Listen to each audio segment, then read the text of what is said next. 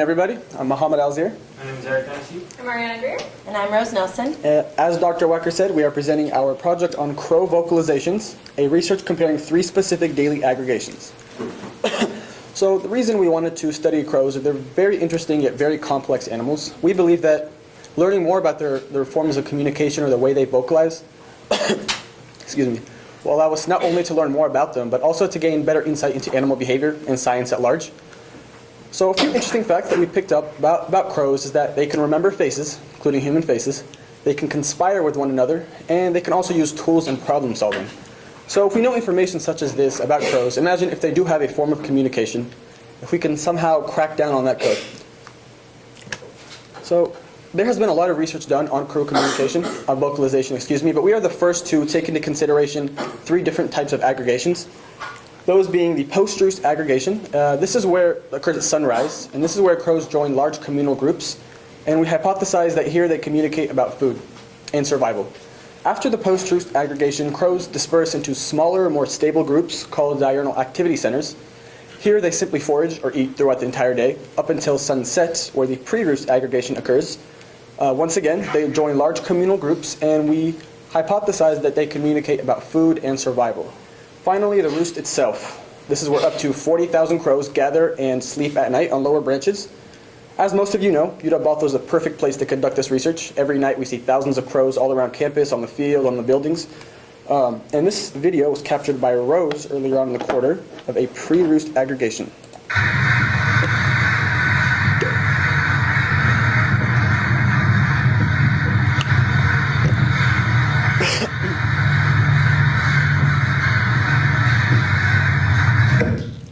All right, so that takes us into our overarching question, and that is, does crow communication differ significantly in post-roost aggregations, pre-roost aggregations, and diurnal activity centers? So what we do know about crows is, as I mentioned, extremely intelligent, and we know that they produce different types of calls or different types of vocalizations depending on the context that they are in. So with that being said, we hypothesize that in the different aggregations, they're also going to be communicating about different things or producing different types of calls. So we expect that there will be significant differences among characteristics of crow calls in post-roost aggregations, pre-roost aggregations, and diurnal activity centers. So most of the previous research done on crows, a lot of it has revolved around trying to define a call or trying to define a vocalization and what it means. And although we use these qualitative resources as stepping stone and as background information, the problem is that there was a lot of contradiction. What I mean by that is what one researcher might define as an alarm call, another might say maybe that was a mobbing call or an alarm call. So a research done by Richard and Thomas in 1977, after doing extensive research on crow vocalizations, they said individual sounds do not have single unique meanings. And that's interesting to note because humans often carry this notion that every sound an animal makes or every call or purr or bark has to mean something significant. And perhaps the entire sequence of calls or entire sequence of noises, or maybe even the small characteristics and components are where the difference or the meaning actually lies. So with that being said, we decided to take a quantitative approach and take into consideration the small characteristics of crow calls. So Rose will take you through the procedure and methods of conducting this experiment. Okay, so our project was divided into primarily 3 main portions. Our first portion was gathering more data and field work to augment the recordings that were gathered by previous quarters. So as Muhammad introduced post-roost aggregation, diurnal activity center, and pre-roost aggregation, how we would define them as time of day. The post-roost aggregation would start anytime 45 minutes before sunrise and could last anytime up to 2 hours after sunrise. Then the diurnal activity centers were anytime the 2 hours after sunrise and 2 hours before sunset. And then the pre-roost aggregation, again, that's one in the evening before they roost at night, would be anytime 45 minutes before sunset to that roosting activity. So we would gather all of our equipment and set out out to the field. We've got our parabolic microphone there that's hooked up to a portable audio recorder. We've got our laser rangefinder so we could calculate our distance from our recording crows. We would calculate keep our data in our field notebooks, and we would also have the video camera rolling so that we could double check our research and our counts. Our protocol for recording is that we would find our location and we would have to have a minimum of 8 crows. We would wait 10 minutes from when the first crow arrives or until the crows settle. We would record from 25 to 30 meters away. However, we found this very challenging for the diurnal activity centers, where they seem to be a little bit more sensitive to our presence. So we would extend that out to 35 meters. We would record for 10 minutes, and we would take a crow count every 2.5 minutes. So we would start at the initial 0-minute mark, 2.5, 5, 7.5, and again, finally at 10. We wanted to record from a wide variety of locations. Since here at UW-Bothell, this is a roost, it is a perfect area for our pre-roost and post-roost recording sites. So you can see that our post-roost aggregations are highlighted here in the orange stars, and our pre-roost aggregations are highlighted here in the green stars, all here around the Bothell area. For our diurnal activity centers, we had to travel a little bit more of an extensive range. We got a couple of the recordings up here in Linwood and traveled as far south as Redmond into Marymore Park. So once we gathered all of our recordings, they were uploaded onto Raven audio analysis software. You can see here in this black and white picture, that would be initially what we would see when we pull up in a Raven. Collectively, we analyzed 22 recordings, 110 minutes of vocalizations, and since most of those vocalizations took us about an hour to record or to analyze 1 minute, that was very labor intensive for our project. Then we collected all of our data onto Excel spreadsheets. One of the features in Raven is that we can change the contrast so we can get a better picture of each call. What you see here on your x-axis is our time in seconds, and on our y-axis we have a frequency in kilohertz. So first we would take a look at this call. We would listen to it, we would take a look, and we would first analyze the call duration from the very beginning of the first syllable to the very end of the last syllable. Then we would also measure, as length of time, every single gap and every single syllable. So to get an idea of what this actually looks and sounds like on Raven, let me play this short video for you. This is a standard caw call with 3 syllables and 2 gaps.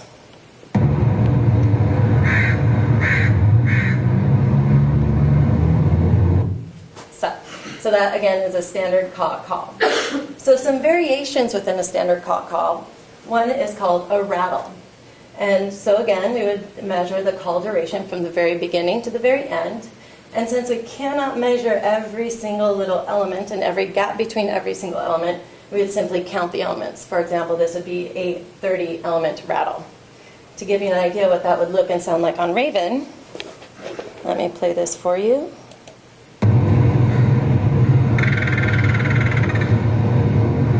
So that is a rattle. So next we came across, this is in a MATES article, a call type called a wobble.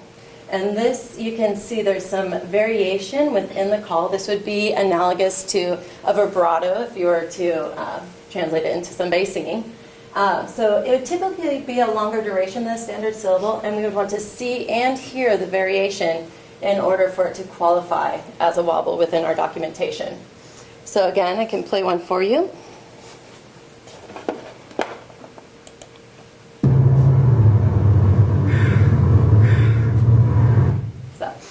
So once we gathered all of our data, we then put it onto Excel spreadsheets ready to be analyzed for statistical analysis.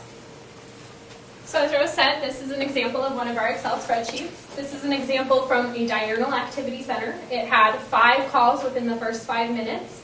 For pre-roost aggregations and post-roost aggregations, we had about 100 to 130 calls in the first 5 minutes, just to give you an idea. What we really wanted to pay attention to in these Excel spreadsheets were the total duration of a call, the number of syllables in a call, the syllable duration and the gap duration for each syllable, up to about 10 syllables was the most that we saw in a recording. So when we wanted to go and analyze this, we took all of the averages from each characteristic from each recording and then ran ANOVA tests. And if our data wasn't evenly distributed, we had to run a Kruskal-Wallis test. So that way we could get correct p-values. So if we had a p-value less than 0.05, that means that it was significantly different and that there was a difference in communication going on between the 3 aggregations. If it was more than 0.05, that means that it wasn't significantly different and that there wasn't a difference in communication between the 3 aggregations. Once we collected a list of characteristics that we found significant differences for, we wanted to run post hoc tests a Dunn's test and a Tukey test to see exactly where those differences were. So this is an example of the average number of crows present in an aggregation. This was really important to first establish because when we're analyzing characteristics like how many calls we're in a recording or the type of call, we have to take into consideration the number of crows present. If we're analyzing syllable duration or gap duration, we didn't want to take the number of crows into consideration. So for the average number of crows present, we saw a p-value that was less than 0.05, meaning that there was a difference in average number of crows present. The A's and the B's above, the bars, tell us a little bit about where those differences were. So for this particular characteristic, the post-roost aggregations and diurnal activity centers significantly differed from each other, but pre-roost aggregation didn't differ from either of the other two aggregations. This is another example of average number of syllables per call. So for this one, our data wasn't evenly distributed, so we had to run a Kruskal-Wallis test to get a p-value less than 0.05. So we found out that it was statistically significant and that pre-roost aggregations and post-roost aggregations were pretty similar, but at diurnal activity centers greatly differed. And then this was, total gap duration was a pretty huge finding for us. We found that the p-value was less than 0.05, meaning it was statistically significant. This was mostly driven by the first gap duration and the second gap duration in a call. So what we see here is that diurnal activity centers differed from pre-roost aggregations, but our post-roost aggregations didn't differ from either. I also wanted to give you guys an example of something that we expected to see a difference in, and we didn't. The average number of rattle calls present at an aggregation had a very high p-value of 0.39 and wasn't significantly different. So overall, we found a bunch of significant differences and a bunch of non-significant differences. For significant differences, we found number of crows present, number of syllables, first gap duration, second gap duration, and total gap duration. For our non-significant differences, we found call duration, first syllable duration, second syllable duration, total syllable duration, third gap duration, percentage of rattle calls, and percentage of calls with wobbles. So I kind of wanted to give a quick wrap-up of the data in the context of our presentation. As Mohammed pointed out in the beginning, our initial research question was, do crow calls differ in pre-roost aggregations, post-roost aggregations, and in diurnal activity centers? We hypothesized that we would see statistical differences within individual characteristics and elements of calls. And as Ariana just pointed out, the data did indeed show statistical differences in these different elements. And so the data, in short, supported our hypothesis.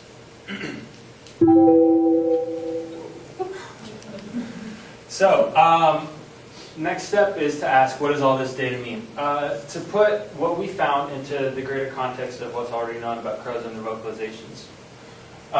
In the past, it has been established by crow researchers such as Chamberlain, Parr, and others that vocalizations do vary on the context in which the crows are found. The fact that there is variation at all suggests to us that crows are communicating something. They're communicating specific information. If crows weren't communicating specific information, then we would expect calls to be uniform regardless of the context, but that's not the case. And as our data pointed out, there are multiple elements within calls that do change, and so this may indicate to us that crow communication or language may actually be more complex than we initially thought it was. So if crows are communicating something, then the next logical question to ask is, what are they communicating? And this is where things get interesting because this is a largely speculative field. We just don't have a great understanding of communication in species outside of our own. So any guesses that we make as to what animals are communicating amongst each other are just that, guesses. That being said, though, we do hypothesize specifically that crows are communicating information about food, such as perhaps foraging locations, or about known predator activity. Why do we hypothesize something so specific? Well, it makes sense when you look at it from 3 different contexts, those being evolution, Corbin's social structure, and just what we saw within our own research and data collection. From the evolutionary side of things, we know that 3 keys to life, 3 things that are very important, are food and sustenance, the ability to not be killed or eaten by a predator, and the need for shelter. From the Corbin social perspective, we know that birds within the Corbin family form complex social bonds amongst each other, both within their immediate family and in between crows that are not related but share a roost. And so combining these two perspectives, it makes sense logically that crows would be communicating information about food and predator activity, because these are the things that are most important to crows. Shelter isn't as big of an issue because crows returning to and coming from a roost, the shelter's already taken care of for them. So their foremost concern at that point would be finding food and knowing that they can come back at the end of the day alive. And on the social side of things, communicating information about food and predators, it would help to establish bonds amongst birds by doing two things. That would be first establishing a system of reciprocal altruism amongst birds, in which one bird shares information with its peers and it can hope to receive the same type of information in the future. And that would help all the parties involved. It would increase their chances of survival in the long term. Another thing it would do would be to promote social bonding amongst birds trying to become members of a new group, such as birds from a different roost or young birds trying to be integrated into their family. And this makes sense in the context of research that was done by Dr. Eleanor Brown from the University of Maryland in 2010. Her work indicated that crows use vocalizations as an important form of building bonds amongst each other. And so again, just from a logical perspective, if a crow were to share information about food and predators with its peers, those crows would be more likely to build trust with that crow that shared the information, and those bonds would be strengthened. So, future directions for this research. Where can we go from here? There were several different options that we considered. First and foremost, we think that it's important to continue with this research and maybe increase the sample size and continue to analyze the data on crow vocalizations. We think that this is important because just strictly due to time constraints, we weren't able to get a huge sample size for crow recordings. And so increasing the pool of recordings that we have to analyze would better represent crow vocalizations in general and crows within our region. One thing that we feel it's important to mention regarding this is that it could be worthwhile in the future to set up remote recording. Why we say this is because we noticed that when we were out collecting data, we found that crows would very quickly become weary of our presence, and there's a chance that this could have changed their behavior. And so if we were to pre-stake out locations where crows are known to forage, or at pre-roost and post-roost aggregations, this would remove the human element and we could record and gather information without having that variable present. Another possibility that we could do for future direction is going ahead with playback studies. What we mean by that would be taking recordings from, say, a pre-roost aggregation and playing at a diurnal activity center and seeing if we could see or record differences in behavior that are abnormal of the aggregation type that we're planning on recording at. A third thing that we thought we could continue with, and this is what we saw while we were analyzing our data, was that within calls, you will often have a call, and proceeding immediately after it, you will have another call from a different bird that is almost identical. So if you had a call, say, with 2 syllables, immediately after it, you'd see another call with 2 syllables. Gap lengths would be the same, and syllable lengths would be the same.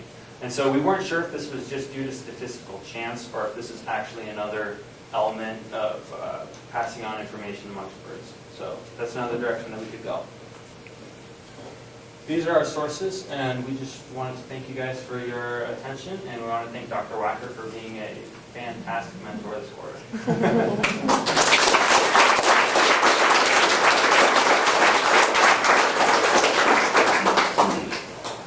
And we'll open the floor for questions.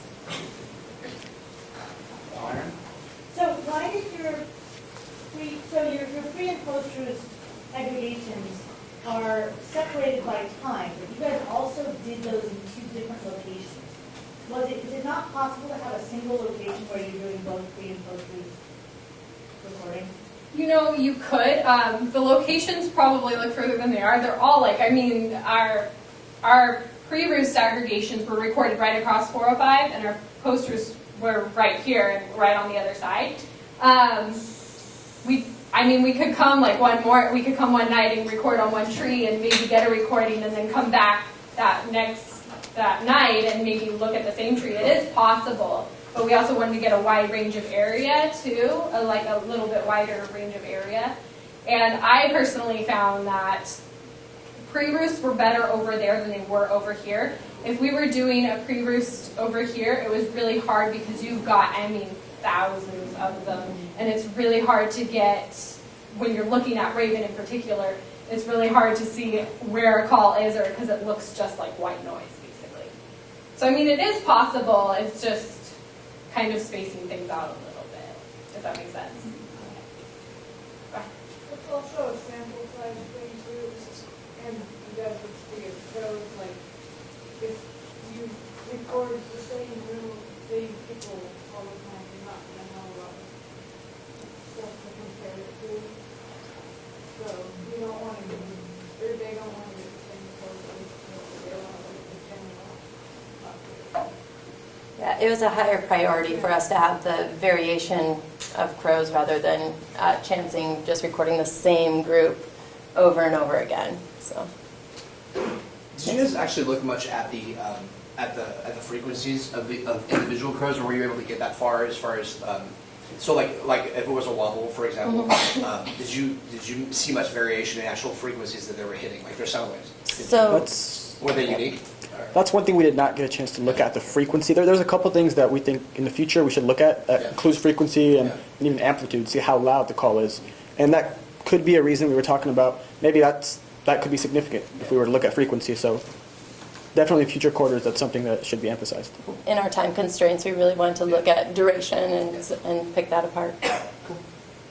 Yeah. So, question, you hypothesized a rich range of things that they might be trying to communicate with each other about social relationships and food and so on, but it seemed like a pretty modest vocabulary that you were discerning there. Are there lots of other calls that maybe have really low frequencies so you just look at them, or is there something about the syntax of all this that might give them a richer communication?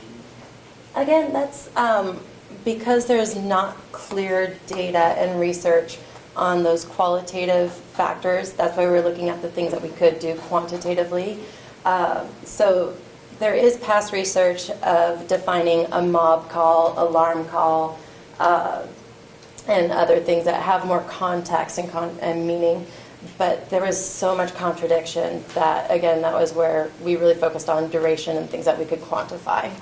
To add on to that, actually, I believe it was studied by Chamberlain. I'm not entirely sure if it was him, but he stated that there were over 20 types of calls. But for our research, the most that we heard were calls with rattles, calls with wobbles, or caw calls. We focus on these things in particular because they're very easy to pick out, and they're very non-obscure. As Rose mentioned, there's just so much variation in who believes. When somebody believes one type of call is one thing, and another type of thing, another individual believes another call is another thing. And so these are just very easy to quantify and verify across, I guess, all fields. So do you hear any like frequent combinations of calls? Like you're out there just things that you hear like. So that was kind of the parallelism. Yeah, there's a lot of symmetry that we kind of stumbled upon within one recording that I thought was really unique, and that would definitely be a future directive. Yeah, there was one like call in particular that I know I heard over and over again, and it was 2 syllables really quick, and then a long gap in between it, and then 2 more syllables really quick. So a total of 4 syllables, but it just had one big gap right in the middle.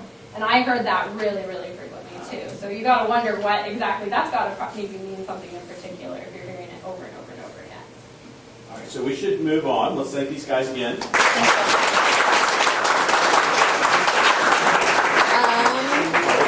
We'll let them do it.